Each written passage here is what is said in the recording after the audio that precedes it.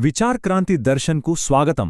సంకల్పశక్తి అంటే will power మనం రోజు వాడే మాట ఇది. కాని అది కేవలం ఒక మానసిక బలమా, లేకపోతే మన శరీరంలో ప్రవహించే ఒక శక్తివంతమైన విద్యుత్ ప్రవాహం లాంటిదా? రండి, ఈరోజు ఈ రహస్యాన్ని ఛేదిద్దాం. మన అన్వేషణ ఇక్కడే మొదలవుతుంది. అసలు మన సంకల్పం కేవలం మనసులో మెరిసే ఒక ఆలోచన, లేక అది మన భవిష్యత్తునే మార్చేయగల ఒక మహాశక్త? ఈ ప్రశ్నకు సమాధానం మనల్ని ఒక అద్భుతమైన ప్రయాణంలోకి తీసుకెళ్తుంది. ఒక విషయం తెలుసా? మనందరిలోనూ ఓ అద్భుతమైన నిధి దాగుంది. బంగారం, వజ్రాల కన్నా చాలా చాలా విలువైంది. దాన్నే ఇక్కడ ఆత్మశక్తి అంటున్నారు. కాని విచిత్రం ఏంటంటే, చాలామందికి తమలో ఇంతటి శక్తి ఉందని కూడా తెలీదు. సరే, ఇంతకీ ఈ ఆత్మశక్తి అంటే ఏంటి? సింపుల్గా చెప్పాలంటే, అది మనలో ఉన్న ఒక విత్తనం లాంటిది. అందర్లోనూ ఉంటుంది, కాని దాన్ని మొలకెత్తించాలి. దానికి కొంచెం శ్రద్ధ కావాలి. ఆ శక్తి మనలో నిద్రపోతూ మనం ఎప్పుడు లేపుతామా అని ఎదురుచూస్తోంది. మరి ఆ లోపలున్న శక్తికి తాళం ఎలా తీయాలి? దానికి కీ ఎక్కడుంది? ఆశ్చర్యంగా ఆ తాళం చెవి కూడా మన దగ్గరే ఉంది. దాని పేరే సంకల్పశక్తి. అవును, మన గట్టి సంకల్పమే ఆ నిధికి ఉన్న ఏకైక దారి. ఈ మొత్తం వ్యవహారాన్ని, ఈ శక్తి ప్రవాహాన్ని అర్థం చేసుకోవడానికి మనకు రెండు తిరుగులేని సూత్రాలున్నాయి. వీటిని వజ్రసూత్రాలు అని పిలుస్తారు.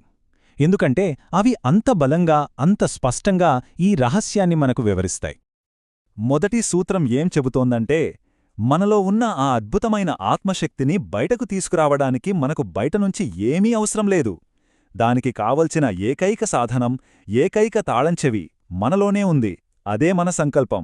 చాలా సింపుల్ కదూ? ఇక్కడినుంచే విషయం ఇంకా ఇంట్రెస్టింగ్గా మారుతుంది.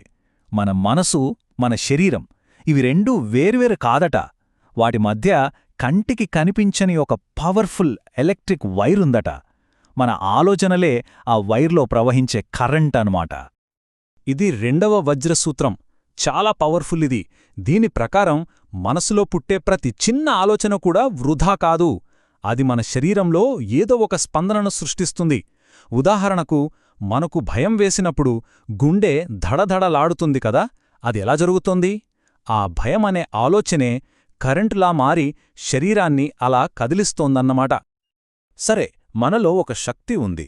దానికి తాళం, సంకల్పం, మన ఆలోచనలే దాన్ని నడిపిస్తాయి. ఇదంతా బానే ఉంది.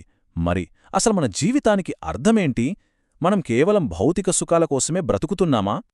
ఈ జ్ఞానం ప్రకారం మన జీవితం యొక్క అసలు లక్ష్యం కార్లు, ఇల్లు, డబ్బు సంపాదించడం కాదు. అవన్నీ ప్రయాణంలో చిన్న చిన్న స్టేషన్లు మాత్రమే.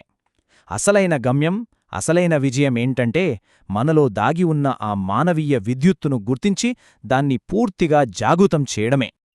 సో ఫైనల్గా మనం గుర్తుంచుకోవాల్సిందేంటంటే, మనలో ఒక అనంతమైన శక్తినిదింది. దాన్ని యాక్టివేట్ చేసే కీ మన సంకల్పం. మన ప్రతి ఆలోచన ఆ శక్తిని మన శరీరం ద్వారా ప్రవహింపజేస్తోంది. ఈ శక్తిని మేల్కొల్పి దాన్ని ఉన్నత లక్ష్యాల కోసం ఉపయోగించడమే మన జీవితానికి నిజమైన పరమార్థం.